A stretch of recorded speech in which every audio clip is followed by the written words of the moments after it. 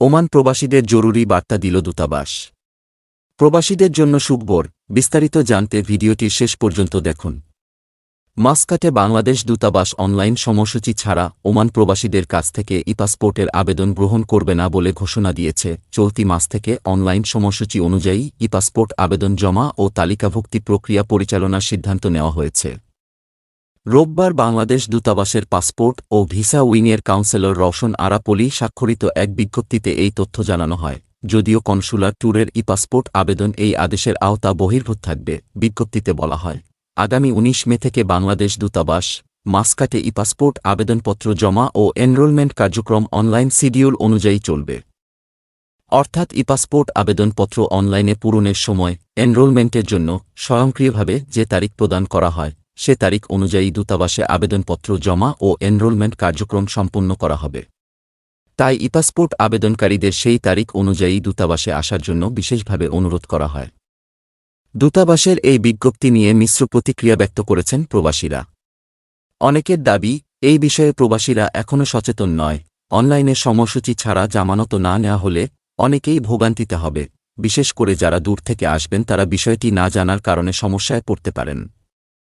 তাই ভিড় কমাতে নতুন সিদ্ধান্ত থেকে সরে এসে শুধু পাসপোর্টের জন্য আলাদা অফিসের দাবি জানান তারা। প্রবাসীদের জন্য সুখবর, প্রবাসী কল্যাণ ও বৈদেশিক কর্মসংস্থান মন্ত্রণালয়ের প্রতিমন্ত্রী শফিকুর রহমান চৌধুরী বলেছেন, প্রবাসী কর্মীদের জন্য গঠিত হচ্ছে উপজেলা মাইগ্রেশন কোঅর্ডিনেশন কমিটি। অভিবাসন প্রত্যাশীদের সঙ্গে রিক্রুটিং এজেন্সির মেলবন্ধন হিসেবে স্থানীয় পর্যায়ে ইউনিয়ন পরিষদ চেয়ারম্যান, উপজেলা নির্বাহী কর্মকর্তা ও উপজেলা পরিষদ চেয়ারম্যানের সমন্বয়ে কাজ করবে এই কমিটি। মঙ্গলবার প্রবাসী কল্যাণ ও বৈদেশিক কর্মসংস্থান মন্ত্রণালয়ের সম্মেলন কক্ষে দক্ষ জনশক্তি রপ্তানি ও রেমিটেন্স প্রবাহ বৃদ্ধি বিষয়ক পর্যালোচনা সভায় গৃহীত সিদ্ধান্ত বাস্তবায়ন অগ্রগতি সংক্রান্ত সভায় এসব কথা বলেন প্রতিমন্ত্রী।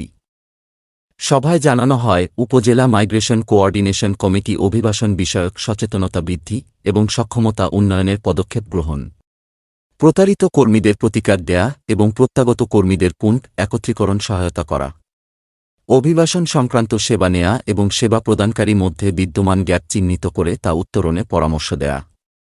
এছাড়া স্থানীয় প্রতিষ্ঠান, সেবা দেওয়া সংস্থা, উপকারভোগীদের তথ্য প্রাপ্তিতে প্ল্যাটফর্ম হিসেবে কাজ করবে এই কমিটি। সভায় প্রবাসী কল্যাণ ও বৈদেশিক কর্মসংস্থান মন্ত্রণালয়ের সচিব মো. রুহুল আমিন, জনশক্তি কর্মসংস্থান ও প্রশিক্ষণ ব্যুরোর বিএমওইটি মহাপরিচালক Saleh Ahmad Mozaffar, Bangladesh overseas employment and services limited BOESL এর ব্যবস্থাপনা পরিচালক ড. মল্লিক আনোয়ার হোসেন, ওয়েজ আর্নার্স কল্যাণ বোর্ডের মহাপরিচালক মো.